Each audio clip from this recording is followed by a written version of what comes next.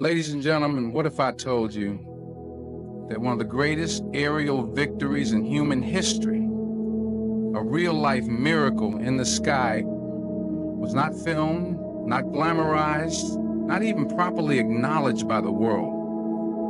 What if I told you that a single Muslim pilot, driven by faith, alone in the sky, brought down 6 enemy jets with a kind of precision that even modern warfare can't explain?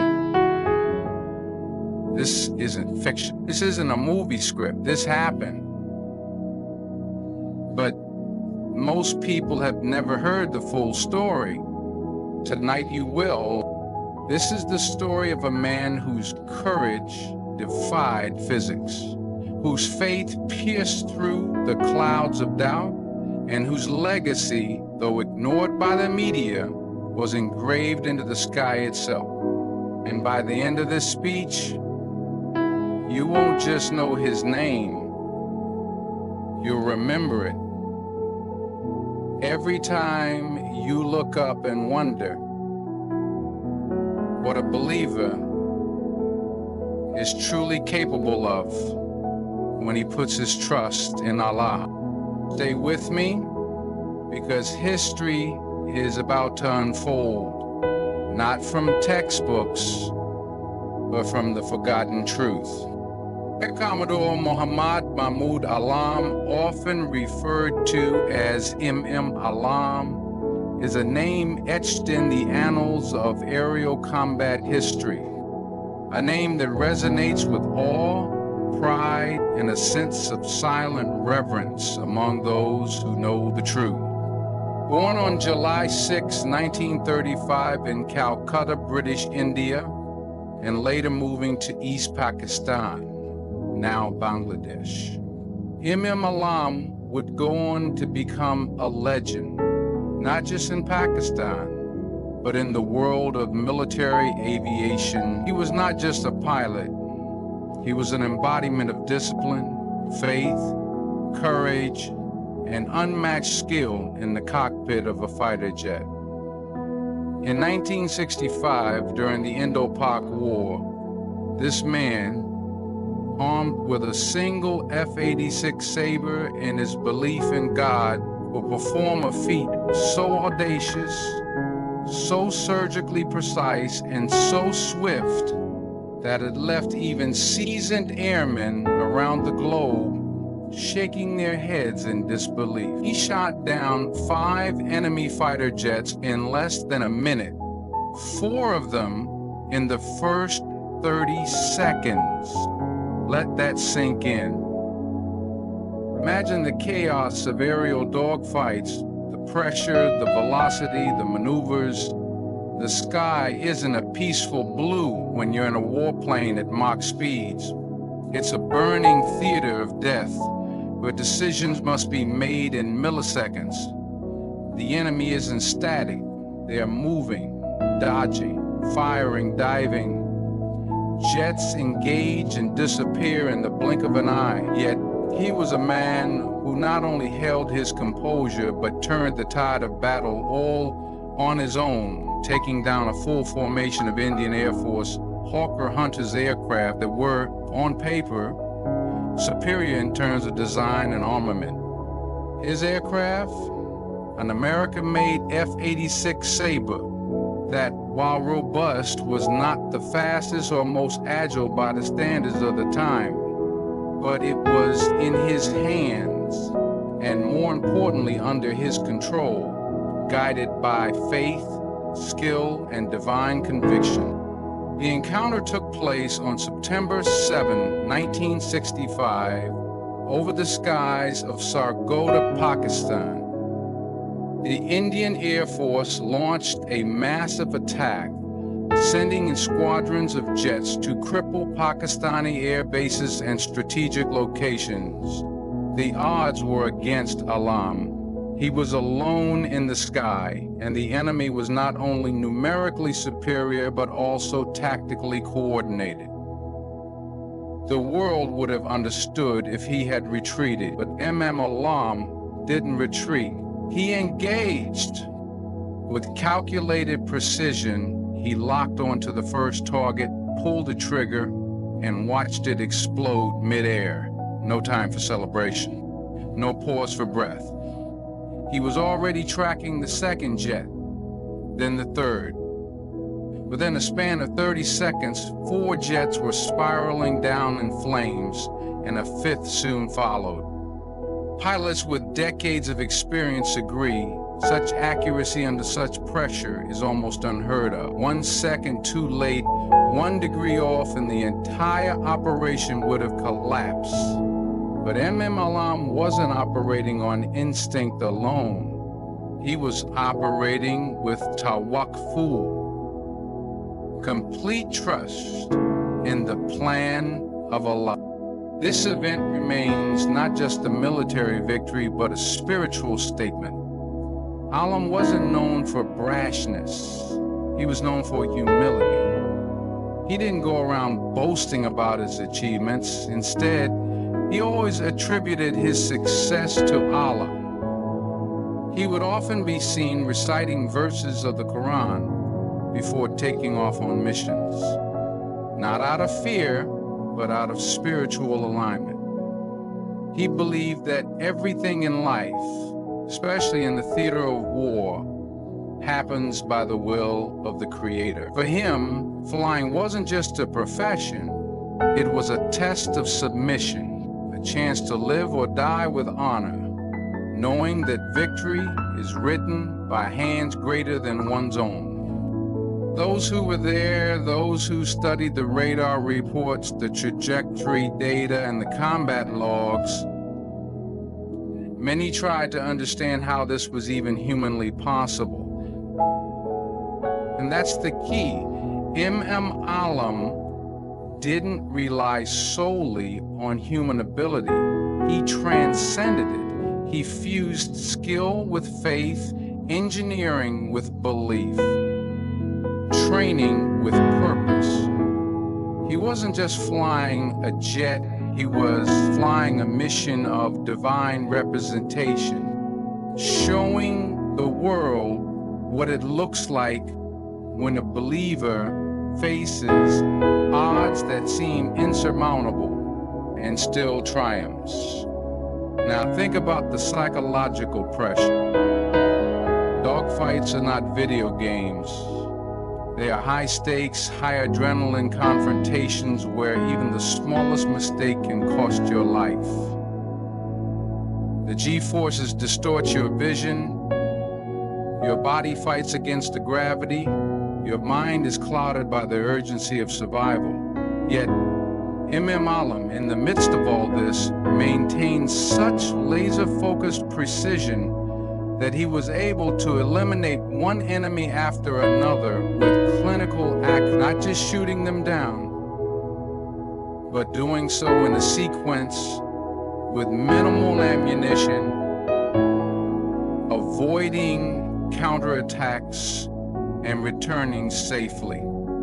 That requires more than training. That requires divine clarity. What made this even more remarkable was his personality outside the cockpit. Alam was a man of few words but deep thought. He wasn't interested in fame or worldly accolades. After the war, he didn't go on press tours. He didn't chase medals. In fact, he later refused to wear his war decorations in protest against government policies that he believed were unjust. That's the kind of man he was, a man of principle, a man of submission to truth, not popularity. A man whose strength didn't just come from the engine of his jet, but from the Quran in his heart. There's something profoundly symbolic in the fact that one man in one aircraft was able to shake the enemy's morale so drastically. His actions that day didn't just affect the outcome of a skirmish. They redefined the psychological landscape of the war. Indian Air Force commanders were stunned. Military analysts struggled to explain the event in tactical terms. The sheer impossibility of the feat became a talking point among pilots and soldiers around the world. Yet somehow, despite the scale of his achievement, his story never received the global recognition it deserved. Why? Because M.M. Alam didn't fit the global narrative of a war hero. He wasn't from a Western nation. He didn't fight under the banner of any global superpower. He didn't carry the media machine behind him. He was a devout Muslim from a then young country, fighting with the name of Allah on his lips and sincerity in his heart.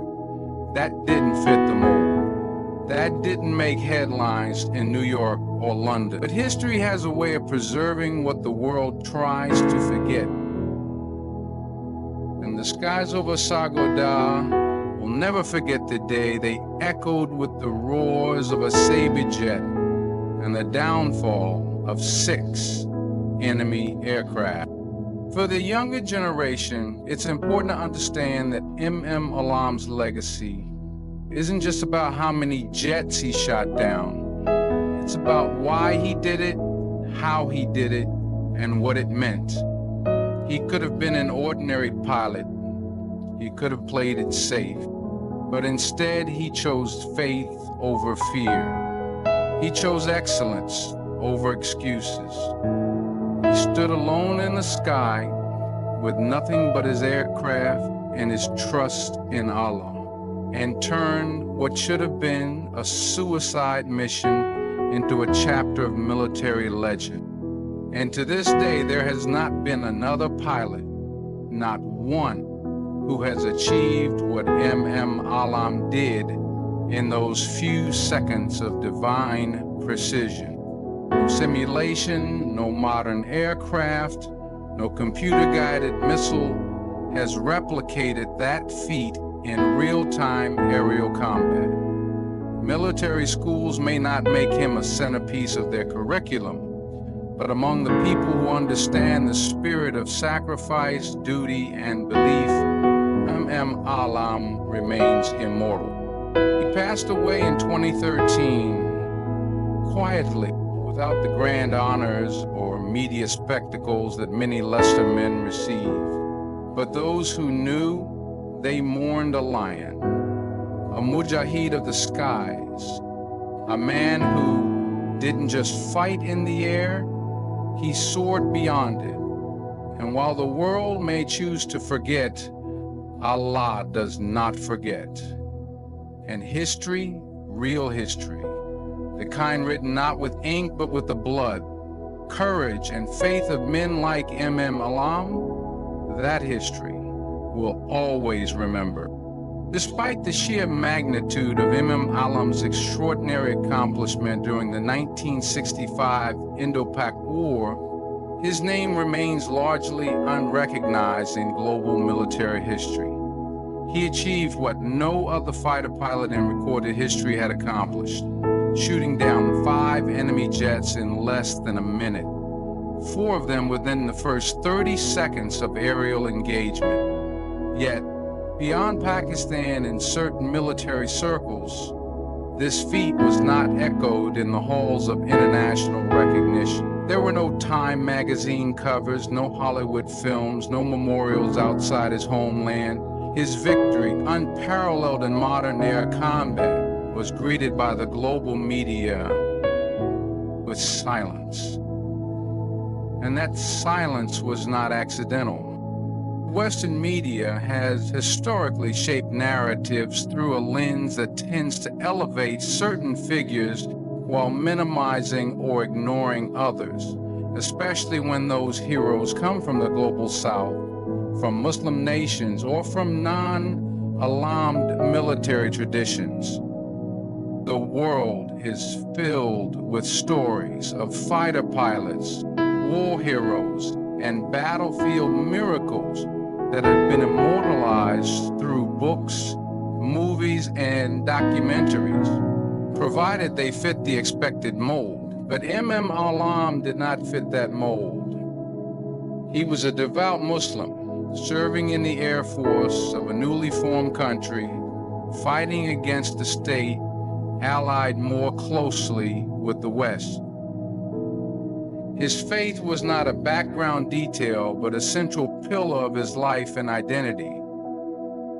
And in a post-colonial world still shadowed by Cold War biases and geopolitical favoritism, this made all the difference. What M.M. Allam achieved should have been a subject of international military research, detailed documentaries, and aviation conferences.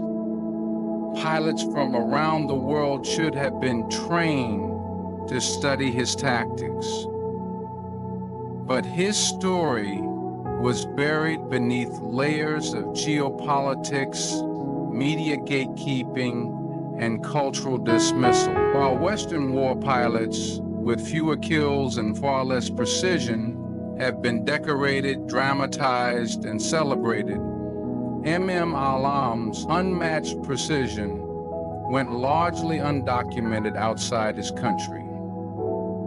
Even academic and defense journals gave little attention to the tactical genius of his engagement, and the silence felt deliberate. This global neglect reflects a broader pattern in how the achievements of Muslim heroes, especially those rooted in both technical skill and spiritual conviction, are filtered or ignored.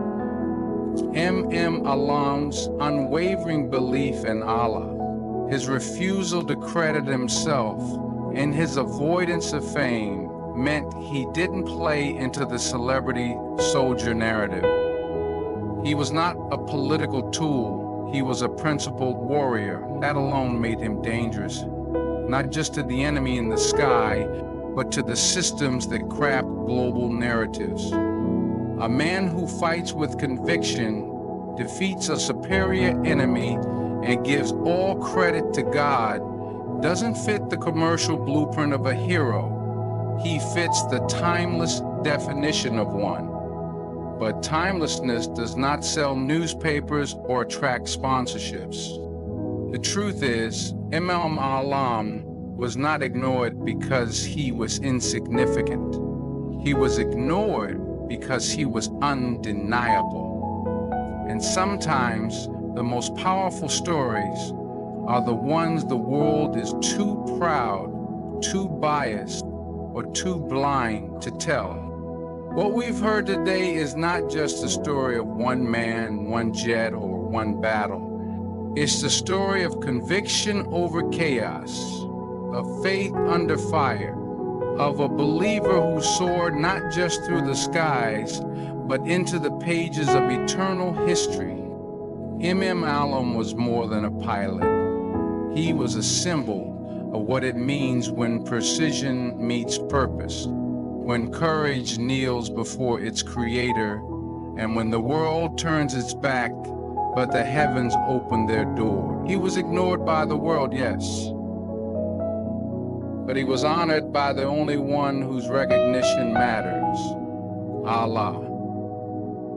And his life, his mission, and his miracles in the sky, we are reminded that truth doesn't need permission to shine.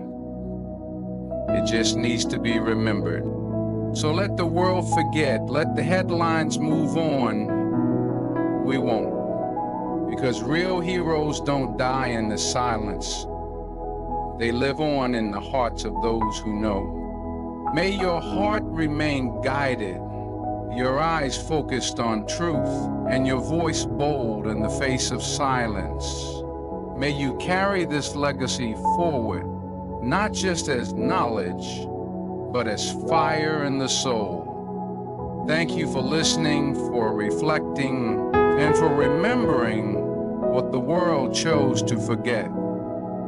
Good luck in all your battles, seen and unseen.